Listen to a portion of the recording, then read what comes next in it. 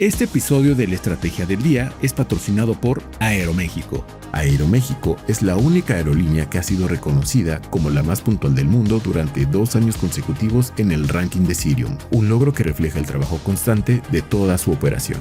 Así que ya lo sabes, si quieres llegar a tiempo, viaja con Aeroméxico. Conoce más en el link de la descripción. Muy buenos días. En el sector privado hay prisa por destrabar el crecimiento económico de México y mandan un poderoso mensaje a la presidenta Claudia Sheinbaum, quien tiene a su gurú económica que le analiza el Plan México.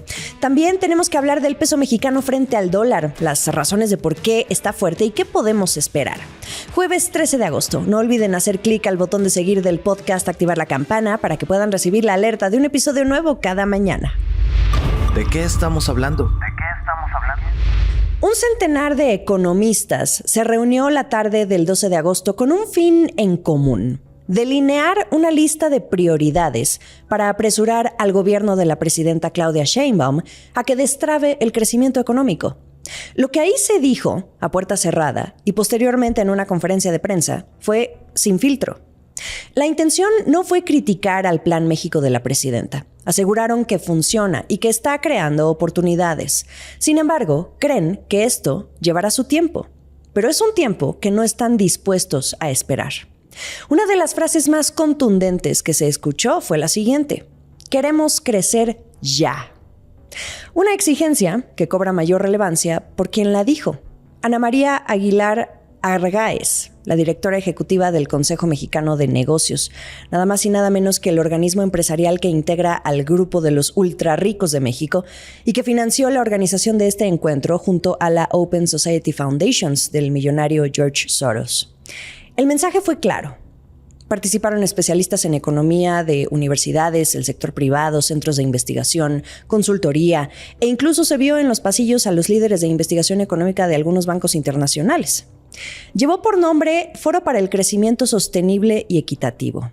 En reuniones a puerta cerrada, que después compartieron a la prensa, trazaron ejes con acciones específicas para estimular el crecimiento. Será una serie de propuestas que van a presentarle a la Secretaría de Hacienda de Edgar Amador a más tardar el lunes o martes de la próxima semana. Fueron 6 mesas temáticas donde se recopilaron las propuestas de los expertos en economía. La primera, la de diseñar una estrategia nacional para los cambios geopolíticos entre Estados Unidos y China, crear un organismo que conecte la inversión extranjera directa con proveedores locales, cautela en el diálogo con China y aprovechar las reglas de origen del TEMEC. La segunda tiene que ver con la fortaleza de las instituciones y el ambiente de negocios, dar certeza jurídica a la inversión, recaudación de impuestos e impulsar reglas estables que se sostengan en el tiempo. La tercera, el fortalecimiento fiscal y de inversión. Replantear el sistema fiscal para hacerlo más progresivo, con metas claras de gasto en salud e infraestructura. Una cuarta y que no podía faltar es la innovación. Elevar el financiamiento público y privado a la investigación y el desarrollo tecnológico mediante estímulos fiscales, así como crear un consejo que oriente una estrategia de desarrollo de largo plazo e impulsar un fondo de inteligencia artificial incluso. La quinta, bienestar y desarrollo social. Tratar a la educación y tratar a la salud como una política de productividad, no solo social, con programas que contribuyan a mitigar el rezago, la cobertura de salud más homogénea, la creación de un fondo de desastres naturales y el acceso al agua como palanca de inversión y reducción de pobreza. Finalmente, el impulso a las pymes, las pequeñas y medianas empresas, mejorar el acceso al financiamiento y considerar la capacitación para enfrentar la informalidad.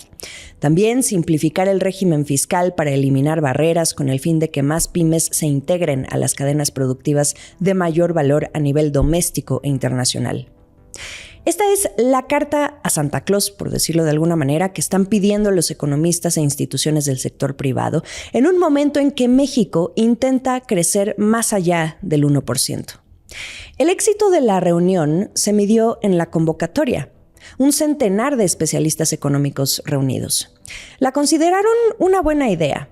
Es más, tuvieron que hacerlo porque les causó molestia que en lugar de reunirse y consultar a los economistas locales, la presidenta haya privilegiado la asesoría, visión y diagnóstico de Mariana Mazzucato, una economista italo-estadounidense a la que la presidenta ha pedido a su equipo económico y hacendario desde el primer día que sigan de cerca porque es la visión que pretende seguir. Mariana Mazzucato es profesora de Economía de la Innovación y el Valor Público en el University College London, desde donde dirige el Instituto para la Innovación y el Propósito Público que ella fundó. Ha trabajado muy de cerca con los gobiernos y la Comisión Europea, incluso en crear lo que ella llama sistemas dinámicos de innovación, en los que plasma su visión de incluir la inversión pública y privada en toda la cadena de desarrollo e innovación de un país. Para conocer más sobre su pensamiento, hay que leer su libro, El Estado Emprendedor, desmontando los mitos del sector público y privado. En sus páginas plantea que el sector público ha sido el que ha tomado el riesgo cuando de innovación se trata, mientras que el sector privado solo se ha encargado de capitalizarlo. Pone ejemplos como el GPS creado por el Departamento de Defensa de Estados Unidos o Siri, la asistente virtual hoy de Apple, que nació como un proyecto de la Agencia de Investigación Avanzada del gobierno estadounidense. No demerita la innovación de las empresas, como Apple, por ejemplo, pero plantea que la innovación revolucionaria surge de una colaboración entre sector público y privado. Un planteamiento interesante que debe, sin embargo, ajustarse a la realidad de cada país, por supuesto. La presidenta Sheinbaum ha repartido los escritos de Mariana Mazzucato, delineando lo que quiere hacer. Es común que un gobierno tenga a su gurú económico. En el sexenio pasado, cuando gobernaba Andrés Manuel López Obrador, el nombre que más sonaba entre su equipo económico era el de Dani Rodrik, un académico de Harvard considerado entre los más influyentes del mundo, autor de La paradoja de la globalización y crítico de los tecnócratas. En el caso del gobierno de Sheinbaum, Mariana Mazzucato se ha metido de lleno a escudriñar el Plan México.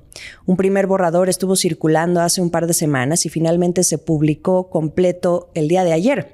Un reporte de 127 páginas con un resumen ejecutivo que habrá que leer con detenimiento para saber qué opina de este plan maestro de la presidenta de México para impulsar el crecimiento y el desarrollo. ¿Qué es lo que habría que hacer primero? Un reporte que se distribuyó el mismo día que un centenar de economistas se reunieron para plantearle, por su lado, 6 prioridades para crecer ya. El pulso del peso. El peso mexicano está tocando un nivel que no veíamos desde hace 2 años. En los últimos 12 meses ha pasado de los 18.60 a los 17.05 pesos por dólar.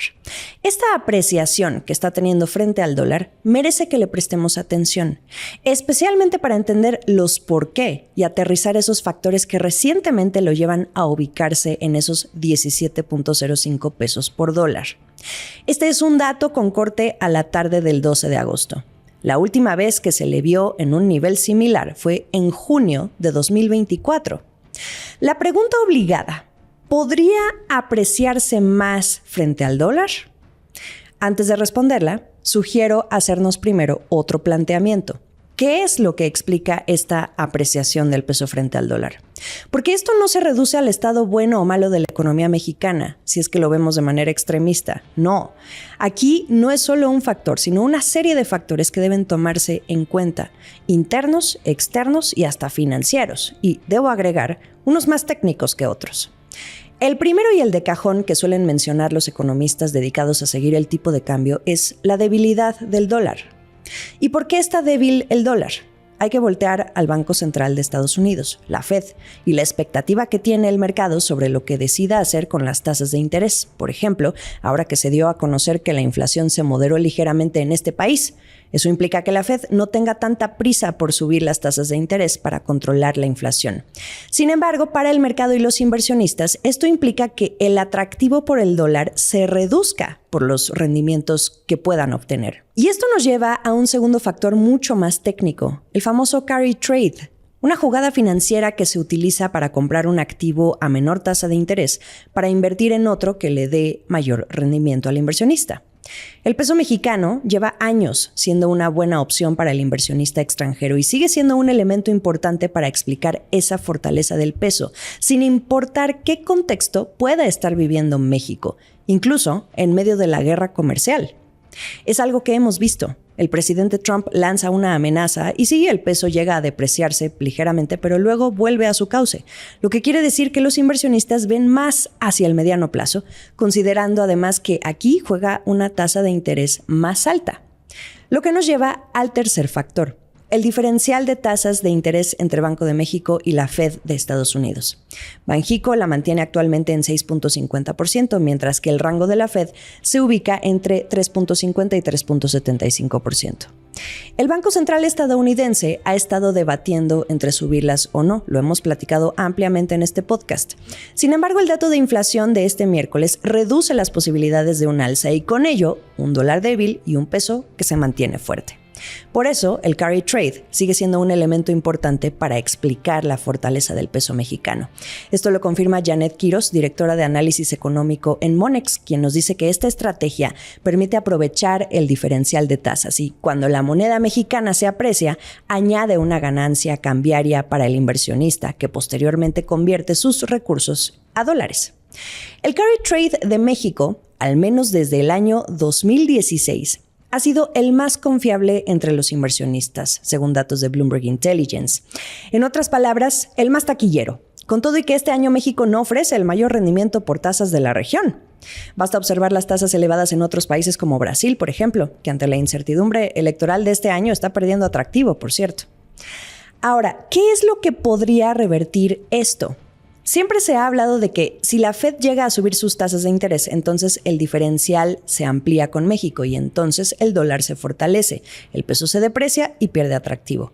Sin embargo, la visión sobre esto es más relajada actualmente. Desde Finamex consideran que las decisiones de Banxico hoy dependen cada vez más de la evolución de la inflación en México y de la estabilidad cambiaria y menos de mantener una determinada distancia entre las tasas de México y Estados Unidos. Esto implica que una Fed más restrictiva, es decir, que eleve las tasas, no obligaría automáticamente a Banxico a subir las tasas para mantener ese diferencial. Muy bien, hasta aquí los tres factores financieros que son los que hacen que el peso mantenga su apreciación. Pero hay más a nivel macroeconómico, internos y externos, como el desempeño de las exportaciones, las remesas, la inversión extranjera directa y hasta el tratado comercial con Estados Unidos y Canadá. El último sorbo. Y ahora sí, aquí entra la pregunta que nos planteábamos al inicio. ¿Qué más se puede apreciar el peso mexicano frente al dólar? Los economistas en jefe de los bancos y casas de bolsa suelen dar su pronóstico sobre en qué nivel se ubicará al cierre de cada año. Hay hasta instituciones que premian y reconocen al mejor pronosticador del tipo de cambio. El gobierno, a través de la Secretaría de Hacienda, también da su pronóstico en su marco macroeconómico, incluso Banco de México a través de su encuesta a especialistas del sector privado. Fuera de ahí, a nadie le gusta aventurarse a dar un nivel sobre en cuánto podría cerrar el tipo de cambio al cierre de cada año. Y aquí entran los riesgos. Cada año son distintos, según la coyuntura. En esta ocasión, lo que decida la Fed con sus tasas, el nivel de tranquilidad que exista o no en la revisión anual del TEMEC, el apetito global y la trayectoria de las tasas de interés en México son las que van a determinar qué tanto más pueda fortalecerse el peso, es decir, qué tanto más se aprecie frente al dólar. En la última encuesta de expectativas de Citi, que se publicó el 5 de agosto, los 35 bancos y casas de bolsa consultados apuntan a que el peso va a cerrar en un rango de entre 17 a 19.03 pesos por dólar, siendo la mediana 17.90 pesos por dólar. Pero quedémonos con algo adicional. Cuando se trata del peso mexicano actualmente, hay que hablar de una estabilización más que de una apreciación sostenida. Es decir, que el peso sigue fuerte, pero no qué más fuerte se pueda poner. Queda pendiente la parte 2 para hablar del diagnóstico de la economista en la que Sheinbaum confía sobre el Plan México. Mientras tanto, lo mejor de la información económica y de negocios está aquí en La Estrategia del Día. Estamos en Spotify, Apple, Amazon. Recuerden que pueden ver la transmisión diaria en video por YouTube y por ex Twitter, @laestrategiamx. En Instagram sigan a La Estrategia del Día y a mí me encuentran como Jimena Business. Yo tengo que cambiarme de metaverso, así que mañana los va a estar acompañando Italia López para cerrar la semana. Ustedes y yo nos escuchamos el lunes. Esta fue La Estrategia del Día, escrito y narrado por Jimena Tolama, producido por Arturo Luna y Daniel Hernández. Que tengas un día muy productivo.